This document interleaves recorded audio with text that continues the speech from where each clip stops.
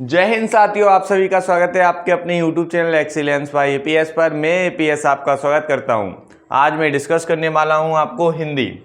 तो जिंदगी जीना आसान नहीं होता, जिंदगी जीना आसान नहीं होता, बिना संघर्ष के कोई महान नहीं होता, बिना संघर्ष के कोई महान नहीं होता। जब तक ना पड़े हथौड़े की चोट, जब तक ना पड़े हथौड़े की चोट, पत्थर भी भगवान नहीं होता, पत्थर भी भगवान नहीं होता। इसी के साथ हम स्टार्ट करने वाले हैं हिंदी। इससे पहले मैं टॉपिक फर्स्ट में यानी पार्ट फर्स्ट में मैं आपको भाषा, व्याकरण, शब्द आदि चीज़ों को समझा चुका था। तो आइए इनको एक बार मेमोराइज कर लेते हैं, फिर स्टार्ट करते हैं आगे। तो सबसे पहले कल हमने यहाँ पर सीखा था, ये हमारा पार्ट फर्स्ट था। कल में पार्ट फर्स्ट करवाया था मैंने, है ना।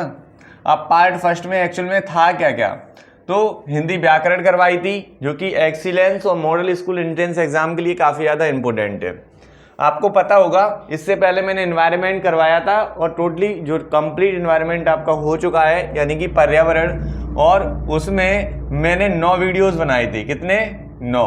और 9 वीडियोस में कंप्लीट हो चुका है। अब वो 9 वीडियोस में एक कंबाइन कर दूंगा, एक वीडियो, और पूरा का पूरा आप एक बार में मेमोराइज कर सकते हैं।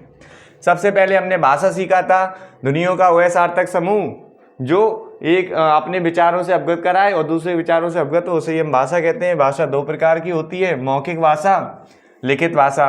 वाणी द्वारा जब अपने भाषा को प्रकट किया जाता है तो मौखिक भाषा, और लेखनी द्वारा प्रकट किया जाता है तो लिखित भाषा। फिर व्याकरण पढ़ा था हमने। व्याकरण वह शास्त्र होता है जिससे हमें भाषा के शुद्ध रूप का ज्ञान होता है, उसे हम व्याकरण कहते हैं। व्याकरण के 3 प्रकार होते हैं, वर्ण विचार, शब्द विचार और वाक्य विचार। कितने प्रकार होते हैं? 3। फिर इसके बाद हमने सीखा यहाँ पर क्या, कि इनकी जो संख्या होती है, वर्ण वह मूल ध्वनि है जिसके खंड नहीं हो सकते, उसे वर्ण कहते हैं। इनकी संख्या 48 होती है। फिर हमने सीखा था वर्णमाला किसे कहते हैं, वर्णों के समूह को ही क्या कहते हैं? वर्णमाला। अब वर्णमाला के 2 टाइप थे, स्वर और व्यंजन, है ना। फिर इनके उच्चारण के लिए जिनको उच्चारण के लिए स्वतंत्रता, जिनका उच्चारण होता है उसे स्वर कहते हैं, या जिनका उच्चारण स्वरों की सहायता से होता है उन्हें हम व्यंजन कहते हैं। ठीक है, तो इस तरह से हमने ये पढ़ा था। फिर इसके बाद ये टेबल भी पढ़ी थी हमने। ठीक है, इस टेबल को मेमोराइज किया था। इसमें मैंने बताया था अंतास्त और जो ऊस व्यंजन है ये काफ़ी ज़्यादा इंपॉर्टेंट है। 3 सा और 1 हा, या र लब अंतास्त होते हैं। फिर इसके बाद मैंने आगे भी बताया था आपको, यहाँ पे हमने सीखा था कंठता, दंतोष्ठ किसे कहते हैं, कंठतालव, और कंठोष्ठ किसे कहते हैं। फिर हमने शब्द सीखा था, वर्णों के सार्थक समूह को ही शब्द कहते हैं। शब्द 4 प्रकार के होते हैं, तत्सम, तद्भव, देशज और विदेशज।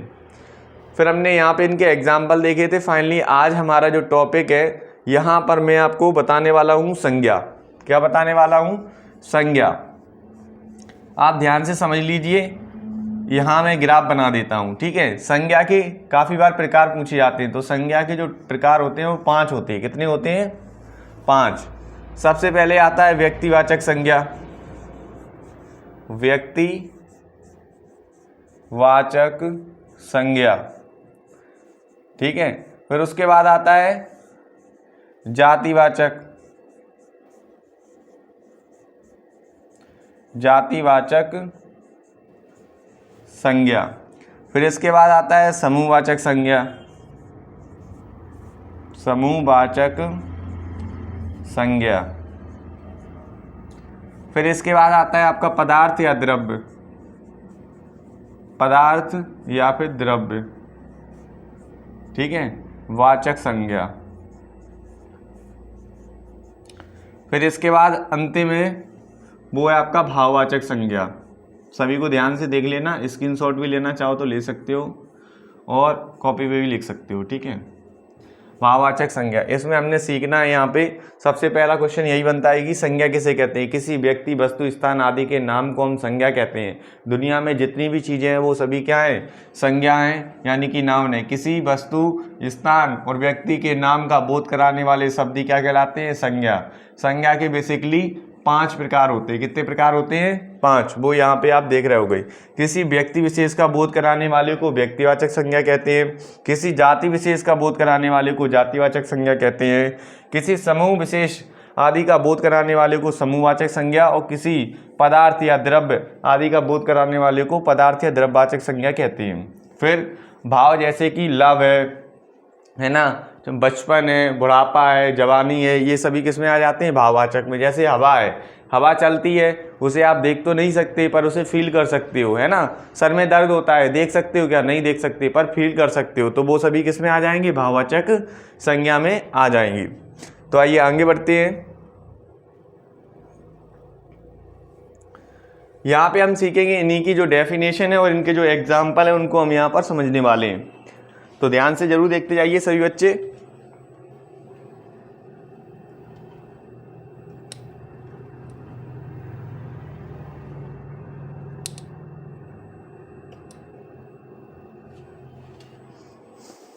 तो यहाँ पर हम देखने वाले हैं, तो हमारा सबसे पहला है यहाँ पर व्यक्तिवाचक संज्ञा। जिस संज्ञा शब्द से किसी व्यक्ति विशेष, स्थान, वस्तु आदि का बोध होता है उसे हम व्यक्तिवाचक संज्ञा कहते हैं। जैसे शीला, कलकत्ता, रामायण, गंगा, ये सभी व्यक्तिवाचक संज्ञा के क्या है, एग्जाम्पल, यानी ये किसी व्यक्ति विशेष का बोध कराएंगे जिसकी हमें पहचान होगी, या जो चीज़ें हम जानते हैं और जो चीज़ें ज़्यादा फेमस हैं उनके लिए हम क्या यूज़ करते हैं, व्यक्तिवाचक संज्ञा। फिर जिस संज्ञा शब्द से किसी संपूर्ण जाति का बोध होता है तो उसे हम क्या कहते हैं, जातिवाचक। जैसे हम किसान कहें, अब किसान कहेंगे तो जितने भी खेती करते होंगे उनका सभी का मतलब इंडिकेट होगा कि किसान कह रहे हैं। अब घोड़ा, घोड़ा हमने नहीं बोला कौन सा घोड़ा, है ना। बालक, बालक का भी नाम नहीं बोला, अगर हम नाम बोल देंगे रोहन, मोहन, सोहन तो वो प्रॉपर में आ जाएगा, जब हम बालक बोलेंगे तो वो कॉमन में आएगा। ऐसे ही सेवक, दानव और नगर, नगर हम बोल रहे हैं तो पता नहीं कौन सा नगर हो, है ना, तो अगर हम नाम ले देते हैं तो वो प्रॉपर नाउन में आ जाता है। अब फिर नेक्स्ट टाइप है हमारा समुदायवाचक संज्ञा और द्रव्यवाचक संज्ञा। जिस संज्ञा शब्द से पदार्थों के धर्म, गुण, दोष, अवस्था, विभिन्न व्यापार आदि का बोध होता है उसे हम भाववाचक संज्ञा कहते हैं। जैसे चोरी, मिठास, गर्मी, गरीबी, आलस्य, ये सभी किसके एग्जाम्पल है, भाववाचक संज्ञा के। जिस संज्ञा शब्द से वस्तु के समूह का बोध होता है उसे हम समुदायवाचक संज्ञा भी कहते हैं। जैसे कक्षा, कक्षा में स्टूडेंट का ग्रुप्स होता है, भीड़, भीड़ में कई सारे लोग होते हैं, पुस्तकालय में कई सारी किताबें होती हैं, सेना में कई सारे सोल्जर्स होते हैं या सैनिक होते हैं, सभा में कई सारे लोग मिलते हैं या लोग होते हैं, तो उसे ही हम क्या कहते हैं, समूहवाचक संज्ञा कहते हैं। नेक्स्ट है जिस संज्ञा शब्द से किसी द्रव्य, धातु अथवा पदार्थ का बोध हो उसे हम द्रव्यवाचक संज्ञा कहते हैं। जैसे घी है, सोना है, चावल है, जल है, लोहा है, ये सभी किस में आ जाएंगे, द्रव्यवाचक संज्ञा में आ जाएंगे। एक बार दोबारा से मैं बता देता हूँ आप सभी को। सबसे पहले मैंने यहाँ पर सीखा कि जो संज्ञा होती हैं वो किसे कहते हैं, किसी व्यक्ति, वस्तु, स्थान आदि के नाम को हम संज्ञा कहते हैं। संज्ञा के जो प्रकार होते हैं वो 5 होते हैं। कौन कौन से होते हैं, व्यक्तिवाचक संज्ञा, जातिवाचक संज्ञा, समूहवाचक संज्ञा और पदार्थवाचक संज्ञा और भाववाचक संज्ञा। अब व्यक्तिवाचक किसी व्यक्ति विशेष का बोध कराने वाले को व्यक्तिवाचक संज्ञा, किसी जाति विशेष का बोध कराने वाले को जातिवाचक संज्ञा कहते हैं, और किसी समूह आदि का बोध कराने वाले को समूहवाचक, और किसी पदार्थ आदि का बोध कराने वाले को पदार्थवाचक, और जैसे भावों को व्यक्त करने का जो साधन है वो क्या है, भाववाचक संज्ञा है। यही हमने यहाँ पर सीखा। अब हम आगे सीख रहे हैं कि जो भाववाचक संज्ञाएं निम्नलिखित 4 प्रकार से बनाई जाती हैं। कौन कौन से वो प्रकार हैं, तो आइए देख लेते हैं। यहाँ से क्वेश्चन बन जाता है। संज्ञा से आपका जो क्वेश्चन है वो एक क्वेश्चन आता है, 100% आता है। आप इसको जरूर कंप्लीट करें, ठीक है। यहाँ पर जो चीज़ें दे रखी हैं उसको बस आपको पढ़ना है, रीड करना है अच्छे से, है ना। अगर रीड कर लोगे तो क्वेश्चन अगर यहाँ से आता है तो आपका क्वेश्चन बन जाएगा, ठीक है। जातिवाचक संज्ञा से हम क्या बना सकते हैं, भाववाचक। जैसे पुरुष से पुरुषत्व, लड़का से लड़कपन, छत्री से छत्रत्व, मनुष्य से मनुष्यत्व, बालक से बालकपन, बूढ़ा से बुढ़ापा, सेवक से सेवा, दानव से दानवता, बच्चा से बचपन, मित्र से मित्रता, पशु से पशु तत्व, सती से सती तत्व, देव से देव तत्व, शिशु से शशव्य। ये सभी किसके एग्जाम्पल हैं, जातिवाचक से भाववाचक संज्ञा बनाए जाने के जो है ना उदाहरण है। फिर यहाँ पे नेक्स्ट नीचे और दे रखा है, इसमें विशेषण से बनाए जा रहे हैं भाववाचक संज्ञा। किससे, विशेषण से। तो आइए देख लेते हैं। सुंदर, सुंदरता, विशेषण होते क्या हैं एक बार समझ लो जरूर। जो संज्ञा और सर्वनाम की विशेषता बताने वाले जो शब्द होते हैं उसे हम क्या कहते हैं, विशेषण कहते हैं। इस बात को समझ लेना, आगे बताया भी गया है इसकी डेफिनेशन को, ठीक है।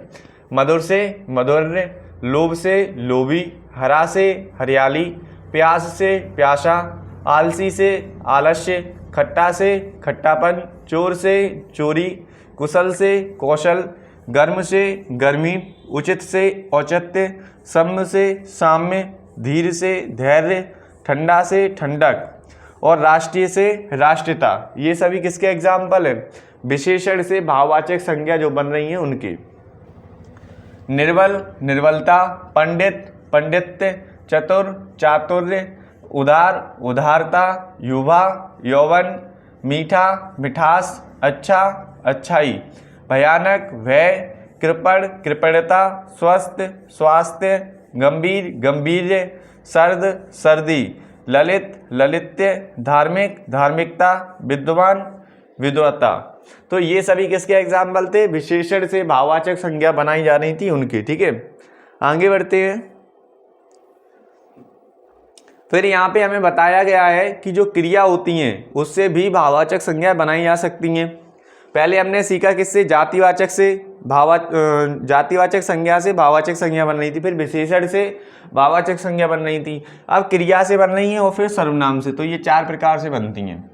तो उतरना से क्या हो जाएगा, उतार, लिखना से लिखाई, कमाना से कमाई, सिलना से सिलाई, काटना से कताई, थकना से थकावट, मुस्कुराना से मुस्कान, मिलना से मिलाप, पीसना से पिसाई, चलना से चाल, गिरना से गिरावट, उड़ना से उड़ान, सुनना से सुनवाई, पूजना से पूजा और पढ़ने से पढ़ना से पढ़ाई, चढ़ना से चढ़ाई, दौड़ना से दौड़, धुलना से धुलाई, काटना से कटाई, बहना से बहाव, हंसना से हंसी, खेलना से खेल, उलझना से उलझन, घबराना से घबराहट, कहना से कहावत, मिलना से मिलावट, लूटना से लूट, लड़ना से लड़ाई और जागना से जागरण और बुनना से बुनाई।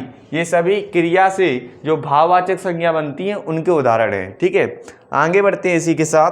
अब सर्वनाम से बनने वाले जो भाववाचक संज्ञा उनके बारे में हम यहाँ पर पढ़ने वाले हैं। सभी लोग ध्यान से देखिएगा। अपना से अपनापन, मम से ममतत्व या ममता, सर्व से सर्वस्व, सौ से सौतत्व, निज से निज तत्व, अहं से अहंकार, पराया से परायापन, आप से आपा। फिर इसके बाद संज्ञा के कुछ विकारी तत्व भी होते हैं, उनके बारे में भी हमें पढ़ना जो है ना हमारे लिए जरूरी होता है, क्योंकि यहाँ से भी एक क्वेश्चन बन जाता है। जब मैं आपको हिंदी के 15 क्वेश्चन पक्के कराना चाहता हूँ तो कहीं ना कहीं मैं आपके लिए 30 क्वेश्चन का जो एवरेज लेकर चलता हूँ, वो 30 टॉपिक ढूंढता हूँ, कहीं ना कहीं वो क्वेश्चंस आते हैं अल्टरनेट। जैसे मैंने पहले बताया संज्ञा, अब संज्ञा से क्वेश्चन नहीं आएगा तो संज्ञा के विकारी तत्व से क्वेश्चन जरूर आएगा, ठीक है। अब संज्ञा के जो विकारी तत्व हैं, जिन तत्वों के आधार पर संज्ञा अथवा नाम का रूपांतरण होता है वही संज्ञा के विकारी तत्व कहलाते हैं। ये संज्ञा में 3 होते हैं। कितने होते हैं? जिन तत्वों के आधार पर संज्ञा के नाम का रूपांतरण होता है वही संज्ञा के विकारी तत्व कहलाते हैं। जैसे लिंग है, वचन है, कारक है। शब्द के जिस रूप से पुरुष या स्त्री जाति होने का बोध होता है उसे हम लिंग कहते हैं। लिंग सामान्यतः 2 प्रकार के होते हैं। कितने प्रकार के होते हैं? 2 प्रकार के होते हैं। काफी बार पूछा जाता है स्त्रीलिंग और पुल्लिंग। आपसे पूछा है स्त्रीलिंग क्या होता है तो आप कहेंगे पुरुष जाति का ज्ञान कराने वाले शब्द ही क्या कहलाते हैं? पुल्लिंग कहलाते हैं। बैल, बूढ़ा, लड़का, सोहन, तेली। इसे आप ऐसे भी समझ सकते हो, जैसे मैं कहूँगा पेन रखी है तो बोले तो लड़की, पेन रखा है जब आका स्वर निकले तो लड़का है, ई की स्वर निकले तो लड़की है। इस चीज को समझ जाना, किसी भी वस्तु को आप जेंडर पहचान सकते हो। स्त्रीलिंग, स्त्री जाति का ज्ञान कराने वाले शब्द ही क्या कहलाते हैं? स्त्रीलिंग। जैसे गाय, बुढ़िया, लड़की, गीता, तेलिन, ये सभी इसके एग्जाम्पल हैं। तो हमने यहाँ पर सीखा संज्ञा के विकारी तत्व किन्हें कहते हैं? जिन तत्वों के आधार पर संज्ञा अथवा नाम का रूपांतरण होता है उसे हम संज्ञा के विकारी तत्व कहते हैं। संज्ञा के विकारी तत्व 3 प्रकार के होते हैं, लिंग, वचन और कारक। यहाँ पे हमने लिंग सीखा, किसी भी स्त्री या पुरुष जाति का बोध कराने वाले शब्द को ही क्या कहते हैं, लिंग कहते हैं। लिंग दो प्रकार के, स्त्रीलिंग और पुल्लिंग। स्त्रीलिंग किसे कहते हैं, जो स्त्री जाति का बोध कराते हैं उसे स्त्रीलिंग, और जो पुरुष जाति का बोध कराते हैं उसे हम पुल्लिंग कहते हैं। तो आइए यहाँ पर लिंग शब्दों के जो लिंग परिवर्तन है वो यहाँ पे बताए गए हैं, काफ़ी ध्यान से पढ़ना क्योंकि क्वेश्चन बनता है यहाँ पे, है ना। हिंदी में पुल्लिंग से स्त्रीलिंग बनाने के जिन चिन्हों का प्रयोग होता है उसे हम स्त्री प्रत्यय कहते हैं। अब ये स्त्री प्रत्यय या, नी, आनी आदि ये शब्द आ जाते हैं, इथा भी आ जाता है, ठीक है। उक्रांत व आक्रांत पुल्लिंग शब्दों के अंत में अगर किसी भी पुल्लिंग शब्द के अंत में छोटा या बड़ा आ है तो उसको जब हम बड़ी कर देते हैं तो वो पुल्लिंग से स्त्रीलिंग बन जाता है। जैसे गोप से गोपी, नाना से नानी, ब्राह्मण से ब्राह्मणी, मामा से मामी, घोड़ा से घोड़ी, देव से देवी, भतीजा से भतीजी, ठीक है। नेक्स्ट,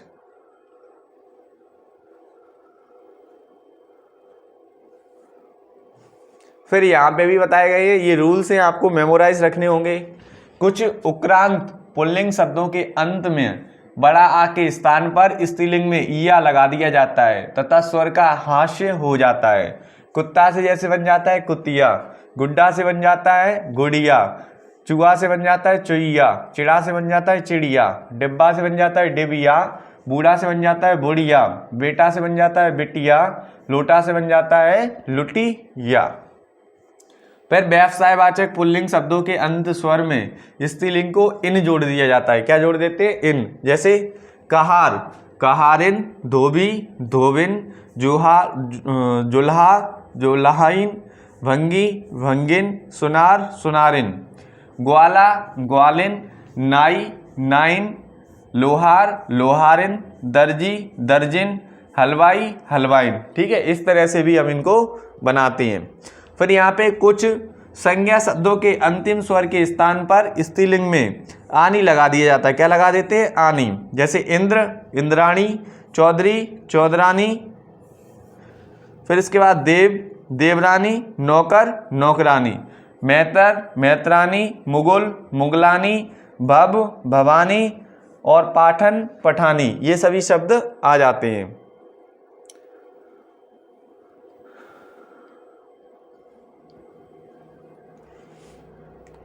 इसमें और भी शब्द दे रखे हैं, जैसे देवर से देवरानी, है ना, नौकर से नौकरानी, रुद्र से रुद्राणी, वरुण से वरुणानी, और फिर यहाँ भव से भवानी, पठान से पठानी, मास्टर से मास्टरानी, सेठ से सेठानी। कुछ संज्ञा शब्द और उपजातिवाचक शब्दों के अंतिम स्वर के स्थान पर स्त्रीलिंग में आइन हो जाता है। गुरु से गुराइन, दुबे से दुबाइन, ठाकुर से ठकुराइन, लाला से ललाइन, बाबू से बाबुयाइन, चौबे से चौबियाइन, बनिया से बनैनी और पंडित से पंडिताइन, ठीक है। इस तरह के परिवर्तन भी आपको देखने को मिल जाते हैं। आगे बढ़ते हैं तो यहाँ पर आपको रूल नंबर 6 लिखा हुआ है, इसको भी देख लेते हैं। कुछ उक्रांत संज्ञा शब्दों के अंत में नी लगाने से भी स्त्रीलिंग बन जाते हैं। जैसे ऊंट से उटनी, जाट से जाटनी, बेटर से बटेर, बाघ से बागिन, मोर से मोरनी, भील से भीलनी, सिंह से सिंगनी, शेर से शेरनी, हंस से हंसनी, वाट से वाटनी। कुछ संज्ञा शब्दों के अंत में ई के स्थान पर इनी लगा दिया जाता है, उससे भी स्त्रीलिंग शब्द बन जाते हैं। जैसे एकाकी, एकाकी, तपस्वी, तपस्विनी, स्वामी, स्वामिनी, अभिमानी, अभिमानिनी, मंत्री, क्या मंत्री रहता है, हाथी का हथनी, ठीक है। इस तरह से भी परिवर्तन होते हैं। आगे भी देखते जाइए, सिर्फ इनको आपको पढ़ना है, ध्यान से पढ़ने से भी आप क्वेश्चन बना लोगे, ठीक है। रूल ध्यान रखना बस। कुछ संज्ञा शब्दों के अंत में आन के स्थान पर जब हम अति लगा देते हैं तब भी वो पुल्लिंग से स्त्रीलिंग शब्द बन जाते हैं। जैसे गुणवान से गुणवती, धनवान से धनवती, प्रज्ञावान से प्रज्ञावती और भगवान से भगवती, बुद्धिमान से बुद्धिमती, बलवान से बलवती, विद्वान से विद्वसी, श्रीमान से श्रीमती। फिर कुछ संज्ञा शब्दों के अंत में अक के स्थान पर इका कर दिया जाता है, जैसे अध्यापक, अध्यापिका, अनुकार, अनुकारिका, दर्शक, दर्शिका, नायक, नायिका, पाठक, पाठिका, पालक, पालिका। फिर यहाँ बालक, बालिका, परिचायक, परिचायिका, गायक, गायिका, लेखक, लेखिका, सेवक, सेविका, चालक, चालिका। अब आपके माइंड में आ रहा होगा कि सर इसमें सिर्फ हम पढ़ते ही आ रहे हैं, कोई भी क्वेश्चन आपने पूछा ही नहीं। तो आप बताइए, जो 14 सितंबर है, 14 सितंबर को कौन सा डे सेलिब्रेट करते हैं?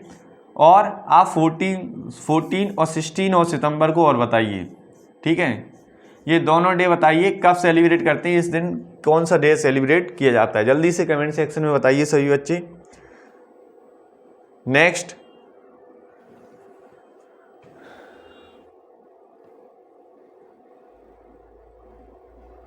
फिर रूल नंबर 10 है यहाँ पे, कुछ संज्ञा शब्दों के स्त्रीलिंग बिल्कुल भिन्न रूप से होते हैं। जैसे कभी, यहीं से सबसे ज़्यादा क्वेश्चन पूछे गए हैं अभी तक, मोस्ट इंपोर्टेंट है। ये जो प्रैक्टिस की वो एक साइड, और ये वाला जो प्रैक्टिस करेंगे वो एक साइड। कवि से कवित्री आ चुका है ये क्वेश्चन, नर से नारी, पुरुष से स्त्री ये भी आ चुका है, पुत्र से पुत्री, पिता से माता, वर से वधू ये भी आ चुका है, साहिब से मैम, पति से पत्नी, भाई से बहन ये इंपोर्टेंट है, बैल, गाय, विलाप, बिल्ली, रंडुआ, राण, राजा, रानी, ससुर, सास, और सम्राट और सामग्री, ठीक है। फिर रूल नंबर 11 है, कुछ पुल्लिंग शब्दों के अंत में आ लगाकर भी स्त्रीलिंग शब्द बनाए जा सकते हैं। जैसे बाल से बाला, मूर्ख से मूर्खा, निर्धन से निर्धना, प्रिय से प्रिया, सुत से सुता, शूद्र से शूद्रा। फिर नेक्स्ट रूल नंबर है हमारा 12 यहाँ पर, इसको भी समझ लेते हैं यहाँ पर।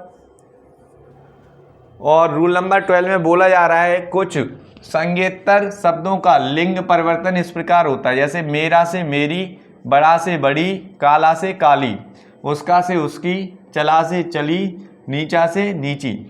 अब यहाँ पर क्वेश्चन पूछे जाते हैं हमेशा, ठीक है। ये हम अब आपको बताएंगे वचन। क्या बताएंगे?